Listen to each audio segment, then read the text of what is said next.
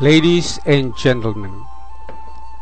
I am going to tell you a very beautiful but tragically touching story that no one else had ever mustered the courage to tell before. This is about a fascinating and fabulous kingdom of the people of the Current, established in the middle of the 15th century, when other civilizations in Asia, including Cebu and Manila, could even be hardly considered and recognized as settlements. This exotic kingdom was first ruled by a valiant prince called Syed Bakar, who married the irresistibly lovely daughter of Raja Baginda named Paramizuli. Having ascended to the throne, Sultan Abu Bakar and Dayang Paramizuli ruled this Islamic kingdom so well that in so short a time it was transformed into the most progressive and bustling monarchy Asia had ever known.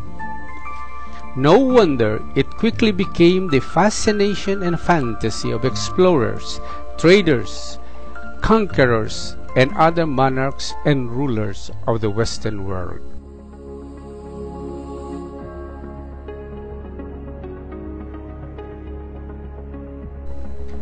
As it passed on to other generations of sultans, Abu Bakar's kingdom continued to rise in fame, grandeur, and power, and attained its greatest territorial and political expansion in the 17th and 18th centuries, which unfortunately made it the object of conquest by lustful and greedy empires of the West, such as Britain, Holland, France, Portugal, and Spain, and finally the United States of America. Attempts after attempts to conquer this kingdom of Sulu failed, and the Sultanate, founded on the Quranic principle of statehood, continued to flourish and became a superport and bustling commercial center of the Far East, to the envy of Western civilizations. Then, by a stroke of fate, the kingdom during the reign of Sultan Jamalul Alam, the Spanish forces, after several desperate attempts to place it under the crown of Spain, succeeded in taking a part of the monarchy in Jolo, forcing the Sultan to sign a treaty of coexistence. The Sultan, among other things, allowed the Spanish colonial government to set up 3 little garrisons in Jolo, Siasi, and Bungao. This treaty of 1878, from the viewpoint of the Sultan and his adherents, was not a treaty of abdication or surrender, but one of modus vivendi.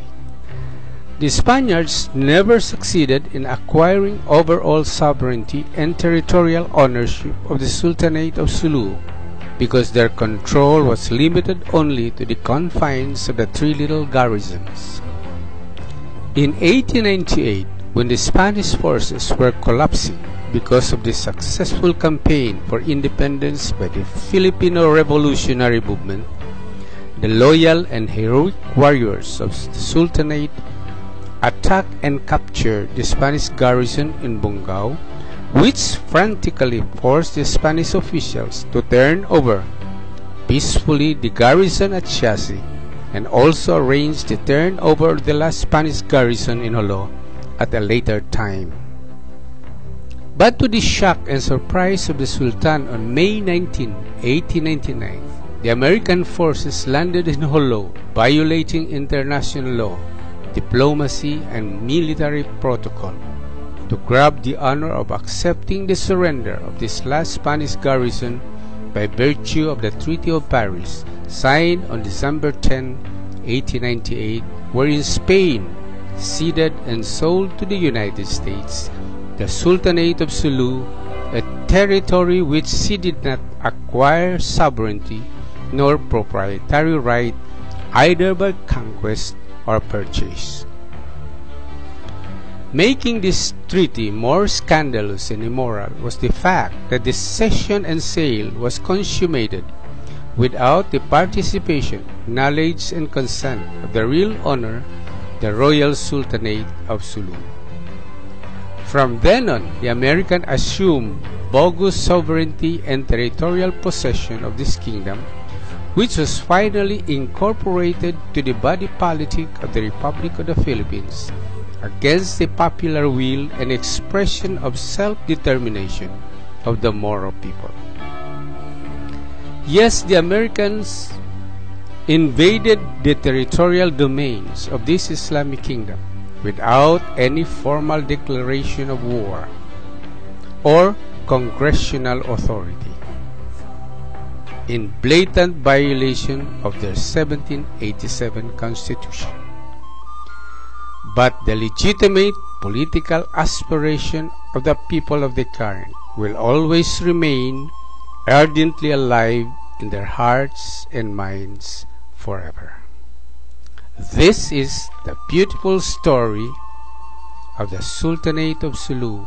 the once fabulous and sparkling kingdom of the Orient.